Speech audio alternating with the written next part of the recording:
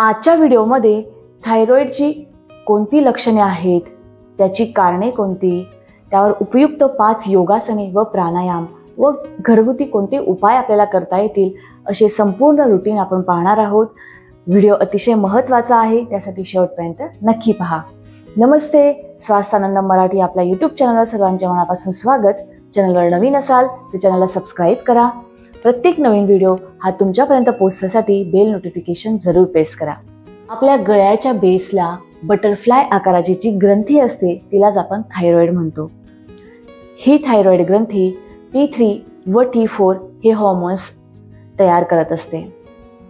जेव्हा T3 व T4 hormones जास्त प्रमाणात तयार होतात तेव्हा हायपरथायरॉइड होतो। T3 व T4 हे हॉर्मोन्स कमी प्रमाणात तयार होतात तेव्हा हायपोथायरॉइड होतो। T3 व T4 कमी जास्त होण्याचे 3 मुख्य कारण जाणून घेऊयात। सर्वात प्रथम म्हणजे चुकीच्या पद्धतीची जीवनशैली, खानपानाच्या चुकीच्या वेळा, झोपण्याच्या चुकीच्या वेळा। दुसरं म्हणजे आयोडीनची कमतरता असणे आणि तिसरं म्हणजे ताणतणाव, अतिरिक्त ताणतणाव आणि भीती वाटणे। या 3 मुख्य कारणांमुळे थायरॉइड हा होत असतो। विशेषतः महिलांमध्ये ही समस्या अधिक आढळते।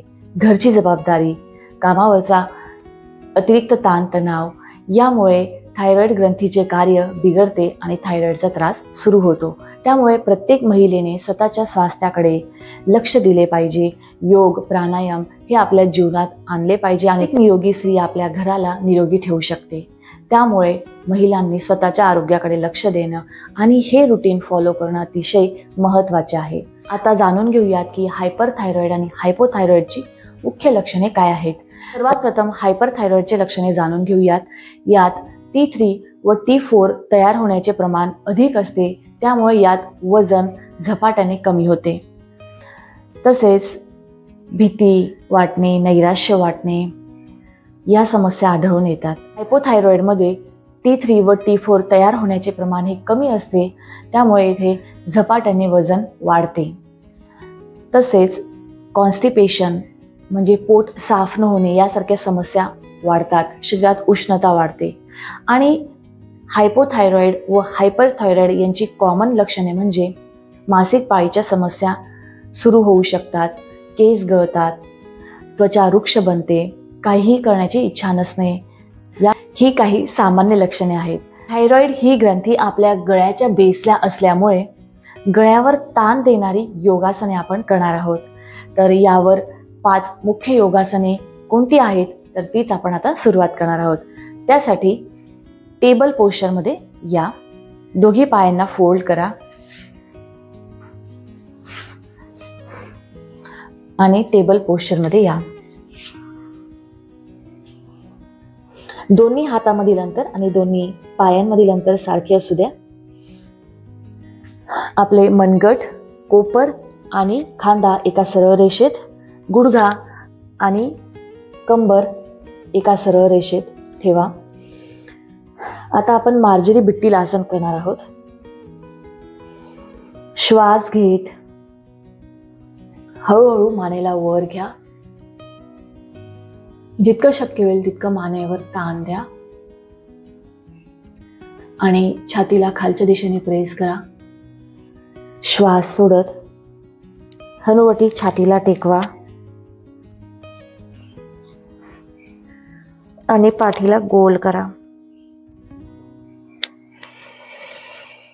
श्वास घेत हळूहळू मानेला वर घ्या। 5 सेकंद होल्ड करा। श्वास सोडत मानेला, श्वास सोडत हनुवटी छातीला टेकवा, पाठीला गोल करा। जास्त घाई न करता 5 सेकंद होल्ड करण्याचा प्रयत्न करा। श्वास घेत वर, श्वास सोडत खाली। खूप छान। दुसरं योगासन करणार आहोत, उष्ट्रासन। सर्वात आधी समजून घ्या आणि त्यानंतर करा। जितके कमरेत अंतर असेल तितके गुडघ्यांमध्ये अंतर ठेवा। हळूहळू आपल्या गुडघ्यांवर या। श्वास घेत हात मागे घ्या आणि आपल्या टाचेला पकडून घ्या। उजवा हातही मागे घ्या आणि आपल्या उजव्या टाचेला पकडून घ्या. कमरेचा भाग पुढे खेचा आणि याच स्थितीत मानेला एकदम सैल सोडा. यामुळे मानेवर अतिशय छान ताण येतो. या स्थितीत थांबा. एक 5 ते 10 सेकंद होल्ड करा आणि हळूहळू श्वास सोडत चाइल्ड पोश्चरमध्ये या. जर या पद्धतीने उष्ट्रासन तुम्हाला जमले नाही तर आपण याचे व्हेरिएशन देखील करू शकतो. तर कशा पद्धतीने करायचं ते पाहूयात. जितके कमरेत अंतर असेल तितके पायांमध्ये अंतर ठेवा. दोन्ही हात आपल्या या पद्धतीने कमरेवर ठेवा आणि कोपर हे आतल्या दिशेने वळवा. जितके शक्य होतील तितके आतल्या दिशेने वळवा. कमरेला या पद्धतीने पुढे प्रेस करा.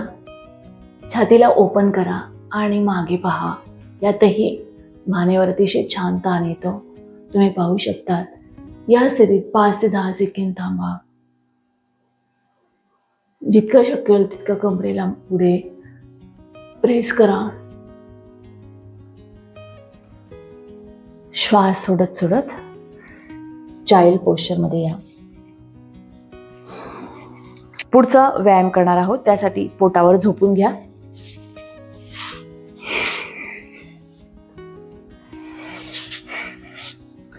सालंब भुजंगासन प्रॅक्टिस करणार आहोत. त्यासाठी दोघी हात आपले या पद्धतीने मॅटवर ठेवा. कोपर आतल्या बाजूने घ्या. खांद्यांमध्ये आणि कानामध्ये थोडे अंतर ठेवा. छातीचा भाग ओपन करा आणि वर पहा. शक्य होईल तितके वर पहा. खांदे आणि मान या पद्धतीने जवळ न आणता त्यात थोडे अंतर ठेवा. मानेला वर उचलण्याचा प्रयत्न करा. खांद्यांना सैल सोडा आणि याच स्थितीत थांबा. श्वास रोखू नका. 5 ते 10 सेकंद या स्थितीत थांबा. यामुळे पूर्ण मानेवर एक छान ताण येतो. तुम्ही पाहू शकता. खूप छान. आणि हळूहळू रिलॅक्स करा. आता चौथं योगासन करणार आहोत. सेतुबंधासन. त्यासाठी पाठीवर झोपून घ्या. टाचा कमरेजवळ आणा. जिथपर्यंत आपले हाताचा बोट पायांना टच होईल तिथपर्यंत पाय आत आणा. कमरेत जितके अंतर असेल तितके पायांमध्ये अंतर ठेवा आणि श्वास घेत हळूहळू कमरेला वर उचला. आणि इथपर्यंत वर उचला की छाती आणि आपली हनुवटी एकदम जवळ आणि शक्य झालं तर एकमेकांना स्पर्श होईल या स्थितीत आणण्याचा प्रयत्न करा. आणि त्या स्थितीत आपल्याला थांबायचे आहे. तर श्वास घेत हळूहळू कमरेला वर उचला.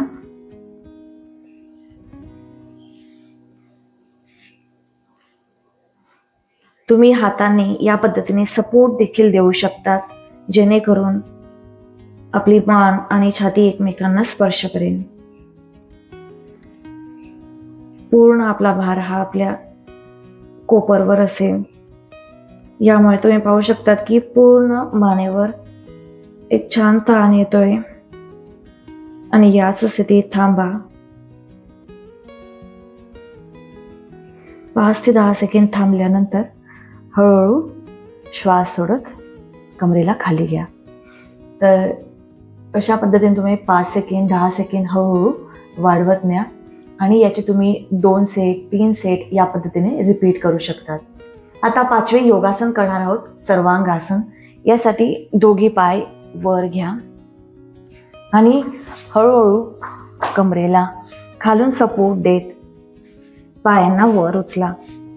पूर्ण आपला जो भार असेल हा आपल्या कोपरवर असेल आणि हळूहळू पायांना सरळ करा. यामुळे देखील आपल्या मानेवर छान ताण येतो.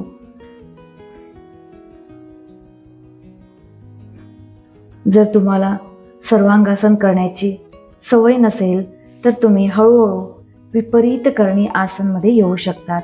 विपरीत करणी आसन कसे आहे तर एकदा पाहून घ्या.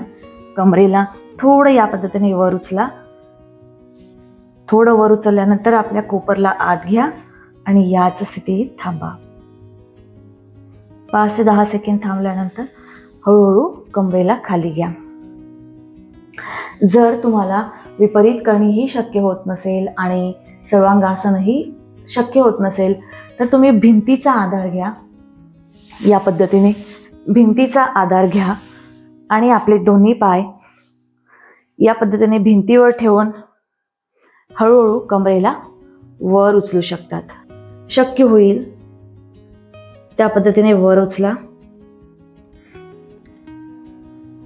आणि याच स्थितीत थांबा. यामुळे देखील मानेवर छान ताण येतो, तुम्ही पाहू शकतात. श्वास सोडत हळूहळू खाली या. आता आपण थायरॉइडसाठी 2 महत्त्वाचे प्राणायाम पाहणार आहोत. त्यातील सर्वात पहिला प्राणायाम म्हणजे उज्जाई प्राणायाम. हा नेमका कसा करावा हे आपण जाणून घेऊयात. पाठीचा कणा सरळ ठेवा, दोन्ही हात या पद्धतीने आपल्या गुडघ्यावर ठेवा. आता सर्वात प्रथम आपल्याला नाकाने श्वास सोडायचा आहे आणि हनुवटी खाली घ्यायची आहे. छातीला टेकवण्याचा प्रयत्न करायचा आहे आणि ज्यावेळेस आपण त्या स्थितीत श्वास घेणार आहोत तर आपल्या मानेवर एक थोडा ताण जाणवेल किंवा मानेचे आकुंचन होईल आणि त्यामुळे श्वासाचे घर्षण झाल्यामुळे तेथे आवाज देखील होऊ शकतो. तर या स्थितीत श्वास घ्यायचा आहे आणि हळूहळू मानेला पुन्हा वर करायचा आहे आणि श्वास सोडायचा आहे. तर पाहूयात कसा करावा. सर्वात प्रथम श्वास सोडा. आता हळूहळू मानेला खाली घ्या, हनुवटी छातीला टेकवण्याचा प्रयत्न करा आणि श्वास घ्या.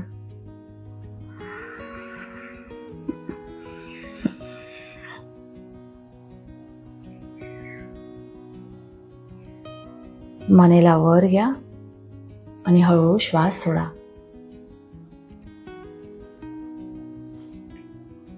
ज्यावेळेस आपण श्वास आत घेतो त्यावेळेस आपला गळा हा थोडा टाईट होतो आणि त्यामुळे श्वासाचं घर्षण होतो आणि तिथं आवाज तयार होतो. तर एकदा पुन्हा पाहूयात. श्वास सोडा, मान खाली घ्या, श्वास घ्या,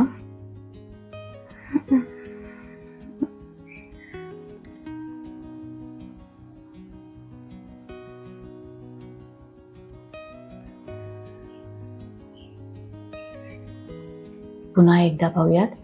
श्वास सोडा,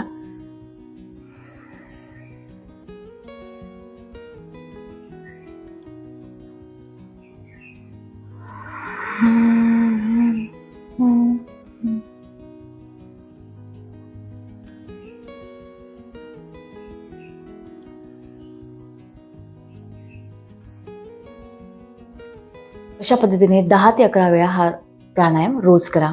आता पुढचा दुसरा प्राणायाम पाहणार आहोत, सिंह मुद्रा. त्यासाठी आपल्याला वज्रासनामध्ये यायचे आहे. दोघी पाय या पद्धतीने फोल्ड करा. पायाचे पंजे मागून जोडलेले असायला हवेत आणि दोघी गुडघे एकमेकांपासून दूर. हात आपले या पद्धतीने दोन्ही गुडघ्यांच्या मध्ये ठेवा. पाठीचा कणा सरळ ठेवा. थोडं हनुवटीला वर घ्या, श्वास घ्या आणि श्वास सोडत तोंडातून जिभेला बाहेर काढायचे आहे आणि श्वास सोडायचा आहे.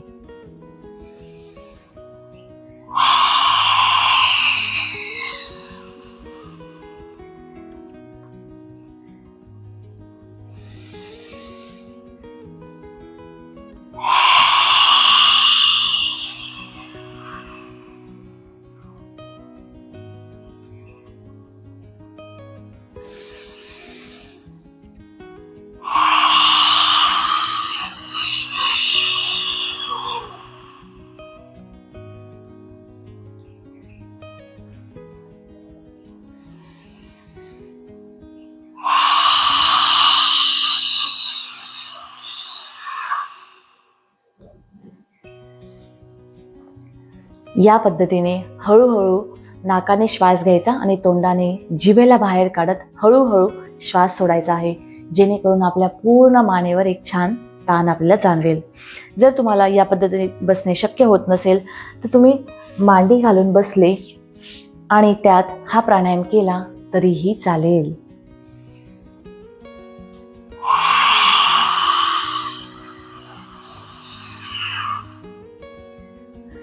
तर या पद्धतीने तुम्ही 10 ते 11 वेळा ही आवर्तनं करा. ओम उच्चारण हे देखील थायरॉईडसाठी अतिशय महत्त्वाचे आहे, कारण ज्यावेळेस आपण ओम उच्चारण करतो तर आपल्या गळ्यात एक कंपनं होतात आणि तीच कंपनं थायरॉईड हील करण्यासाठी अतिशय उपयुक्त असतात. तर 5 वेळा आपण ओम उच्चारण करणार आहोत.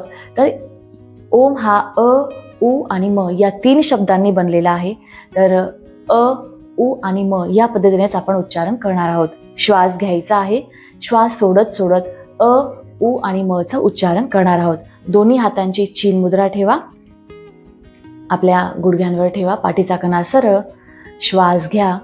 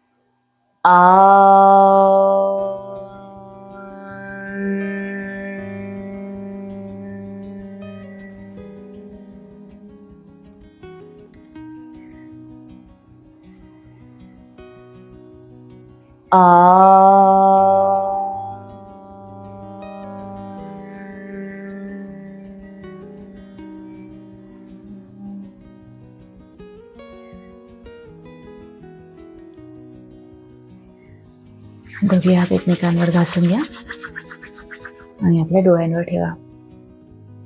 अशा पद्धतीने ओमचे उच्चारण हे 11 ते 21 वेळा तुम्ही रोज करा. आता आपण घरच्या घरी करता येईल असे 2 उपाय पाहणार आहोत. सर्वात प्रथम उपाय म्हणजे धण्याचे पाणी. 2 ते 3 चमचा धणे रात्री 1 ते 1.5 ग्लास पाण्यात भिजवून ठेवा. सकाळी हे पाणी थोडे उकळून घ्या, गाळून घ्या आणि गार झाल्यावर उपाशी पोटी हे पाणी प्या. अतिशय उपयुक्त आहे. दुसरा उपाय म्हणजे कोहळाचे ज्यूस. कोहळ्याच्या ज्यूस याला आपण इंग्लिशमध्ये ॲशगार्ड देखील म्हणतो, ज्याचा बाहेरून हिरवा कलर असतो आणि आत पूर्ण व्हाईट पांढरा कलर असतो. तर त्याच्या बिया काढून त्याचे स्लाइस बनवून छान त्याचा ज्यूस करा. त्यात तुम्ही कोथिंबीरही घाला, जी कोथिंबीर आपल्याला थायरॉईडसाठी देखील उपयुक्त आहे. तर अशा पद्धतीने आपण जी 5 योगासने पाहिलीत, ही प्रत्येक योगासन ही 1 ते 2 मिनिटे करण्याचा प्रयत्न करा, जेणेकरून मानेवर छान ताण येईल. त्यानंतर जे आपण 2 प्राणायाम आणि ओम उच्चारण पाहिले, हे देखील 10 ते 11 वेळा रोज करा.